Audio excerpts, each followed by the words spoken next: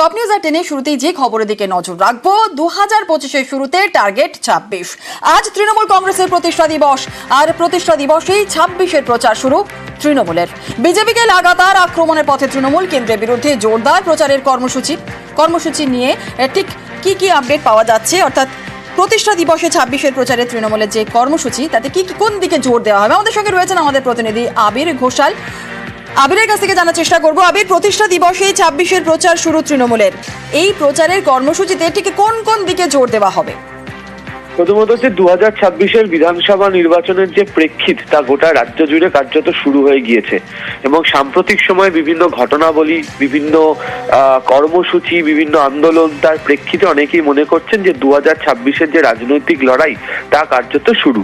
তাহলে 25-এর শুরুতে টার্গেট 26 এবং তৃণমূল কংগ্রেসের যে 28তম প্রতিষ্ঠা দিবস, এবং এই 28তম প্রতিষ্ঠা দিবস থেকে তৃণমূল কংগ্রেস পুরোপুরিভাবে বিধানসভা ভোটের ময়দানে কার্যত রাজনৈতিক যে প্রচার, তাদের যে রাজনৈতিক প্রস্তুতির যে জায়গা 26কে লক্ষ্য করে তা শুরু করে দিতে চলেছে।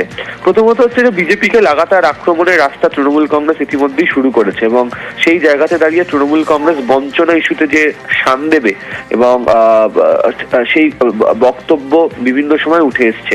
এবং আজকেও মমতা বন্দ্যোপাধ্যায় তিনি যে পোস্ট করেছেন সেখানে তিনি উল্লেখও করেছেন যে বাংলার মানুষের স্বার্থের জন্য যে লড়াই চলছে আগামী দিনেও সেটা চলবে। একই রকম ভাবে দলীয় শৃঙ্খলাতে জোর তৃণমূল কংগ্রেস দিচ্ছে এবং দলের কর্মীরাই যে দলের প্রধান সম্পদ, তাদেরকে মান্যতা দিয়ে তাদের কথা শুনে যে দল চলবে সেই সংক্রান্ত বার্তাও অভিষেক বন্দ্যোপাধ্যায়ের পোস্টে রয়েছে। সেখানে তিনি উল্লেখ করেছেন এই কর্মীরা যে নিরলস কাজ করেন দলের জন্য, তারাই হচ্ছেন আসলে দলের মেরুদণ্ড। ফলে কেন্দ্রীয় বঞ্চনা ইস্যুতে একদিকে যেমন জোর দিয়ে প্রচারে, অন্যদিকে হচ্ছে দলের কর্মীদেরকে গুরুত্ব দেওয়া, সেই বক্তব্য তৃণমূল কংগ্রেসের শীর্ষ নেতৃত্বের কথাতে উঠে এসছে। বেশ, ধন্যবাদ। সোমবার সন্দেশখালীতে মমতার বার্তা, আর গতকাল সন্দেশখালীতে শুভেন্দু। 2024-এর শুরু থেকে উত্তপ্ত হয়ে ওঠে সন্দেশখালী। লোকসভা ভোটে অন্যতম ইস্যু ছিল এই সন্দেশখালী। কথা মতো সোমবার সন্দেশখালীতে যান মুখ্যমন্ত্রী, আর গতকাল বিরোধী দলনেতা।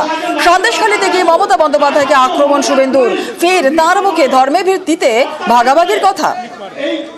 গোটা ভারত সন্দেশখালীর মা বোনেদের লড়াইকে প্রণাম করে, শ্রদ্ধা করে। প্রধানমন্ত্রী একাধিকবার সন্দেশখালীর কথা তুলেছেন, ধরেছেন। আর মাননীয় মমতা ব্যানার্জি ভুলে কেউ যাবে না, এখানকার লোক তো ভুলবে না, আর আমিও ভুলবো না। এ রাজ্যে বিজেপি সরকার হলে সন্দেশখালীর ঘটনায় কমিশন বসবে। বদলা তো নেব, সুদ সহ নেব, আইন মেনে নেব, সংবিধানের মধ্যে থেকে নেব। মুসলিম এলাকায় আমাদের ব্যাপারটা নাই কিছু। সোজা কথা সোজা বলা ভালো। তুমি আমার, আমি তোমার। ভোট নাই তো আমিও নাই। ভারতে জঙ্গি কার্যকলাপে পাকিস্তানের ফান্ডিং। পাকিস্তান থেকে টাকা ঢুকতো সাব শেখের পিস্তত ভাই সাজিবুল ইসলামের অ্যাকাউন্টে, আর তাকে জেরা করে মিলেছে চাঞ্চল্যকর তথ্য। সোমবার মুর্শিদাবাদ থেকে সাজিবুল এবং তার বন্ধু মুস্তাকিম মন্ডলকে গ্রেফতার করেছে রাজ্য পুলিশের এসটিএফ।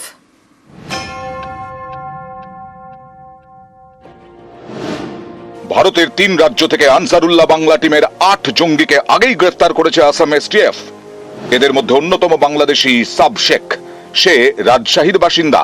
এবার রাজ্য পুলিশের এসটিএফ এর জালে এই সাব শেখের পিস্তত ভাই সাজিবুল ইসলাম এবং তার বন্ধু মুস্তাকিম মন্ডল।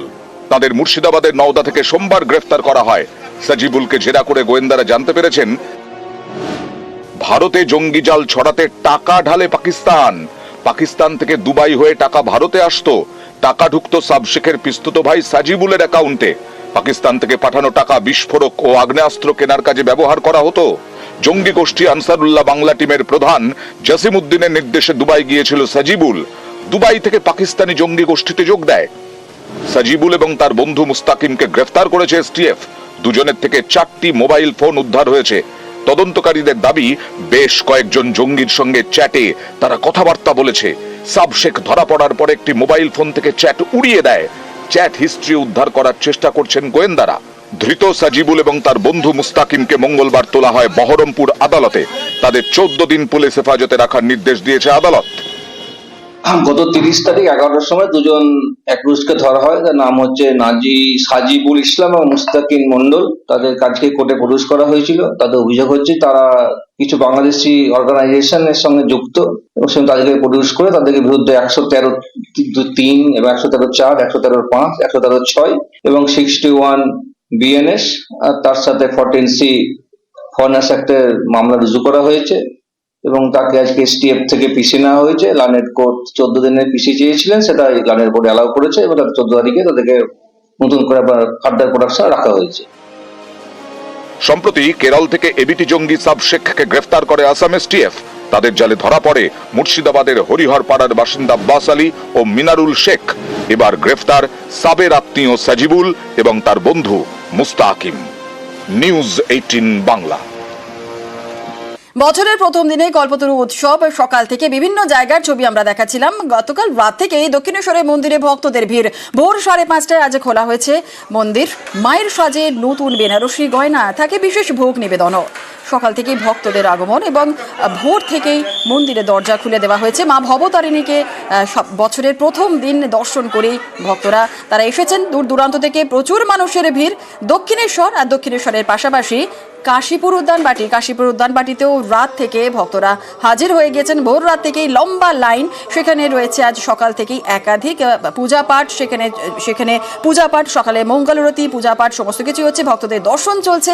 আর এর পাশাপাশি অবশ্যই নজর রাখবো জয়রামবাটির দিকে, কারণ জয়রামবাটিতে সেখানেও সকাল থেকে চলছে পূজা পাঠ। ভক্তরা আসছেন, ভক্তরা দর্শন করছেন। আর এর পাশাপাশি কামারপুকুর, সেখানের দিকেও নজর রাখবো, কারণ কামারপুকুরের রামকৃষ্ণ মঠ ও মিশন, সেখানেও সকাল থেকে চলছে পুজো পাঠ। ভোরে মঙ্গলারতির মাধ্যমে উৎসবের এই সূচনা এবং তারপরেই ভক্তদের জন্য খুলে দেওয়া হয়েছে মন্দিরের দরজা। ভক্তরা এসেছেন, জপ করছেন, প্রণাম করছেন, দর্শন করছেন। আর তারপর রয়েছে ভোগ নিবেদন, প্রসাদ ভোগ খাবেন। কামারপুকুরের ছবি আপনারা দেখছেন। একই জায়গায় আজ সকাল থেকে বিভিন্ন জায়গায় কল্পতরু উৎসব ঘিরে ভক্তদের ভিড়। কামারপুকুরের ছবি দেখছেন আপনারা। কল্পতরু উৎসব ঘিরে ভক্তদের ভিড়। 4 জায়গায় আমাদের 4 জন প্রতিনিধি রয়েছেন। দক্ষিণেশ্বর থেকে রয়েছেন আমাদের প্রতিনিধি দেবাশিস, কাশীপুর উদ্যানবাটি থেকে রয়েছেন আমাদের প্রতিনিধি প্রিয়াঙ্কা এবং জয়রামবাটি থেকে আমাদের প্রতিনিধি রয়েছেন দেবব্রত, আর কামারপুকুর থেকে রয়েছেন শুভদীপ। প্রথমেই দক্ষিণেশ্বরের দিকে নজর রাখবো। সকাল থেকে ভক্তদের ভিড়। ইনফ্যাক্ট বলাই যায় যে গতকাল রাত থেকেই প্রচুর ভক্তরা তারা হাজির হয়ে গিয়েছেন দক্ষিণেশ্বরে। এই মুহূর্তে কি ছবি রয়েছে দেবাশিস?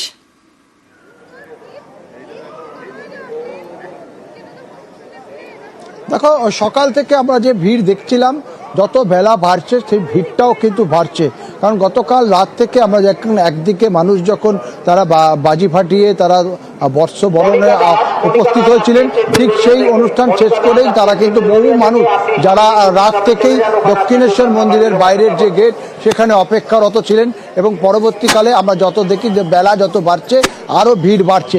এই যে লাইনটি যাচ্ছে জিগজ্যাগ করে, প্রায় এই যে সোজা লাইন, প্রায় বলা যেতে পারে 500 মিটার যে মূল গেট, সেই গেট থেকে 500 মিটার এরকম 4খানা জিগজ্যাগ লাইন ঘুরে তারপরে মন্দিরে প্রবেশ করতে হবে। অর্থাৎ দক্ষিণেশ্বর মন্দিরের যে গেট রয়েছে সেই গেটে যিনি প্রবেশ করবেন তাকে মন্দিরে পৌঁছতে কিন্তু মিনিমাম 1 ঘন্টা অপেক্ষা করতে হচ্ছে। তবে অবশ্যই দ্রুততার সঙ্গে সেখানে পুজো পার্বণ চলছে। একদিকে মা ভবতারিণীর মন্দিরে যেরকম পুজো চলছে, আর মূল পুজো বা আজকে যে বিশেষ পুজো রয়েছে তা হচ্ছে একদম মন্দিরের যে গেট, তার গেটের ডান দিকেই হচ্ছে ঠাকুর শ্রী রামকৃষ্ণ দেবের গৃহকক্ষ ছিল। সেই গৃহেতে তিনি 30 বছর এখানে কাটিয়েছিলেন। সেই 30 বছরে থাকা সেই রামকৃষ্ণ দেবের ঘর আজকে কিন্তু সাধারণ মানুষের জন্য খুলে দেওয়া হয়েছে। সেখানেও মানুষ যাচ্ছেন, পুজো দিচ্ছেন এবং দুপুরে সেখানে একটি বিশেষ হোম যজ্ঞ রয়েছে এবং মানুষের ভিড় বলা যেতে পারে যে নতুন উৎসবের দিন তারা কোথাও থাকতে পারে, পার্কে, চিড়িয়াখানায়, কিন্তু দক্ষিণেশ্বর মন্দিরে তাদেরকে আসতেই হবে। এরকম বহু মানুষ আছে। আমরা একটু কথা বলি, দক্ষিণেশ্বর মন্দিরে আসতেই হবে, একদম আসতেই হবে। এটা তো কল্পতরু মানেই তো আমাদের উৎসব, আমাদের আসতেই হবে মায়ের কাছে। মায়ের কাছে এসে সব জানাতে হবে মনের কথা। চিড়িয়াখানা, পার্ক পড়ে আছে কিন্তু না, ওগুলো এখন নয়, আগে মায়ের কাছে তারপরে।